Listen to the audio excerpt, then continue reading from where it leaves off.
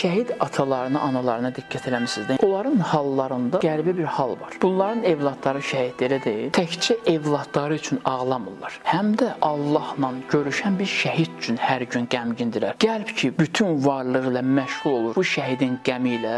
Şəhid üçün qəmlənmək Allah üçün qəmlənməkdir axı. Onların yaşayışlarında özünü göstərir. Keçən bazar günündə bir şəhid evində idi, şəhid Həsən ağa gildə. Şəhid Həsən ağanın atası elə danışır ki, elə bir arif də danışır. Deyir ki, o sağlığında da ona balam deyə bilməmişdim. Amma evdən çıxanda evin pəncərəsindən qapıya qədər baxırdım dalıca. Sonra qapıdan çıxan kimi qaçırdım küçəyə, dalan bitənə qədər yenə baxırdım onun dalıca. İndi o sevgi elə bürüyüb onun qəlbini ki, elə bilsən bir də arif də danışır. Özün də bəlkə xəbəri yoxdur. Artıq bu dünyadan o biri dünyaya xüsusi bir bağlantısı yaranıb. Yəni danışığından görürsən ki, bunları ya oxumalısan, ya eşitməlisən. Danışdıqları da nə kitabda var, nə eşitməli sözlərdir. Fikir belə onun qəmi ilə qəmlənir, halı gözəldir.